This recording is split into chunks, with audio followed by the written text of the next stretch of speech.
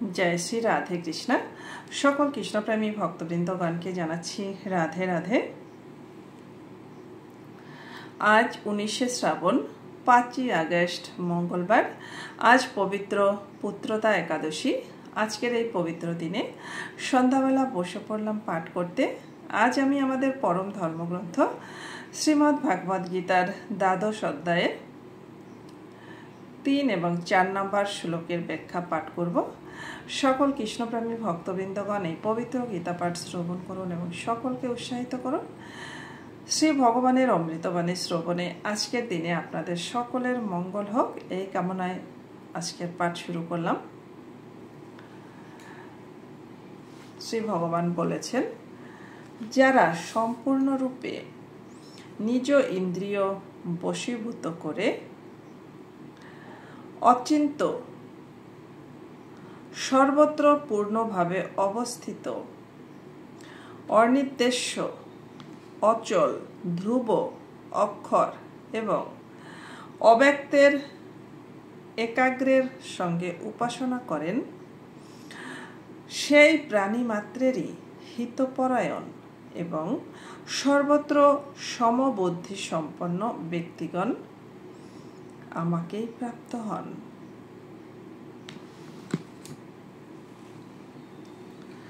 পরমাত্মাকে তত্ত্বত বোঝাতে দু প্রকার বিশেষণ ব্যবহার করা হয়, নঞ্চাত্মক এবং বিদ্যাত্মক। পরমাত্মার অক্ষর অনির্দেশ্য, অব্যক্ত, অচিন্তা, অচল, অব্যয়, অসীম, অপার, অবিনাশী ইত্যাদি বিশেষণগুলি হল নঞ্চাত্মক আর সর্বব্যাপী, কুটম্ব, ধ্রুব, সৎ, চিত, আনন্দ ইত্যাদি বিশেষণগুলির বিদ্যাত্মক। পরমাত্মার নিষেধাত্মক বিশেষণগুলির তাৎপর্য প্রকৃতির সঙ্গে পরমাত্মার অসঙ্গতা জানানো এবং বিদ্যাত্মক বিশেষণগুলির তাৎপর্য হল পরমাত্মার পৃথক স্বতন্ত্র সত্তা জানানো।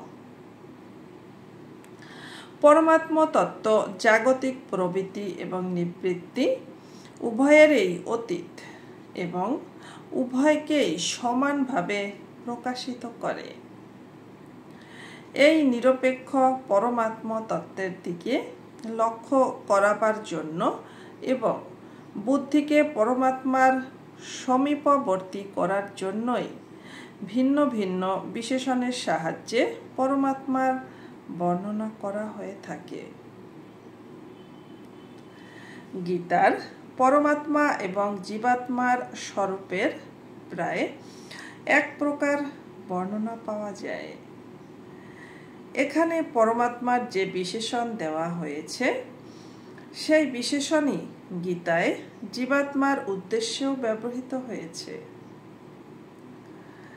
যেমন দ্বিতীয় অধ্যায়ের 24-25তম শ্লোকে সর্বগত, অচল, অব্যক্ত, অচিন্ত ইত্যাদি এবং পঞ্চদশ অধ্যায়ের 16 শ্লোকে কুটম্ব এবং অক্ষর বিশেষণ জীবাত্মার জন্য ব্যবহৃত হয়েছে। এইরূপ সপ্তম অধ্যায়ের 25তম শ্লোকে অব্যয়ম বিশেষণটির পরমাত্মার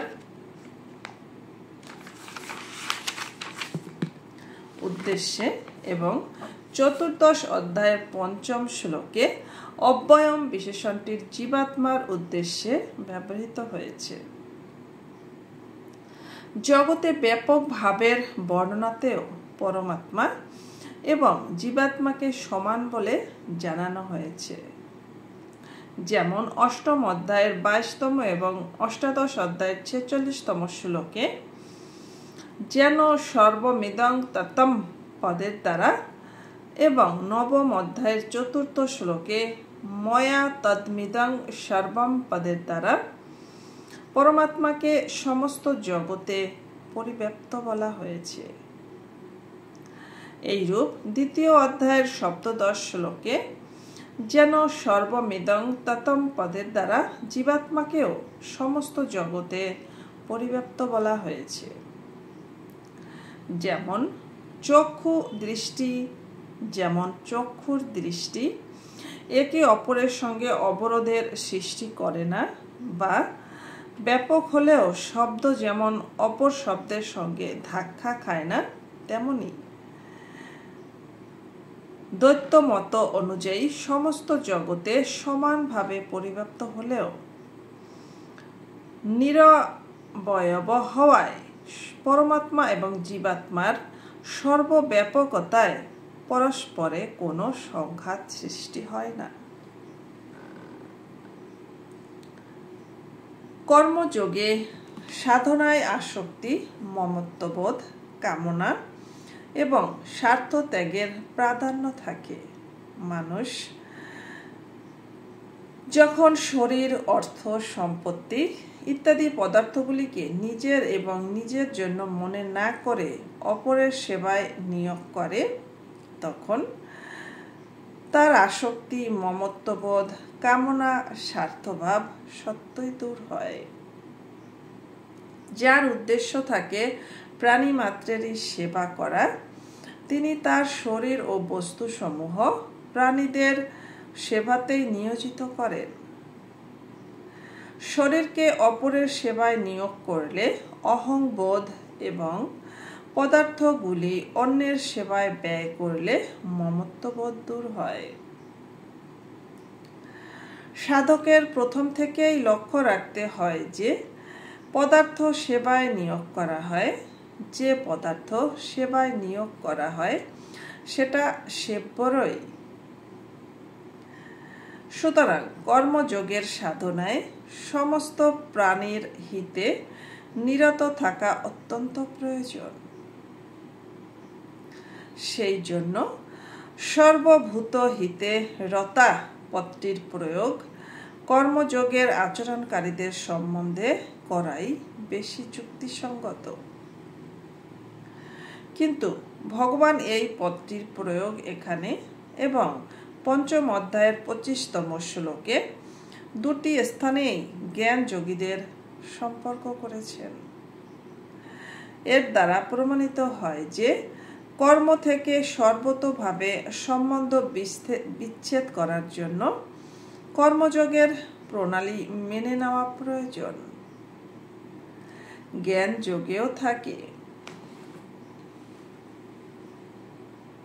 যেটুকুই। রাধে রাধে।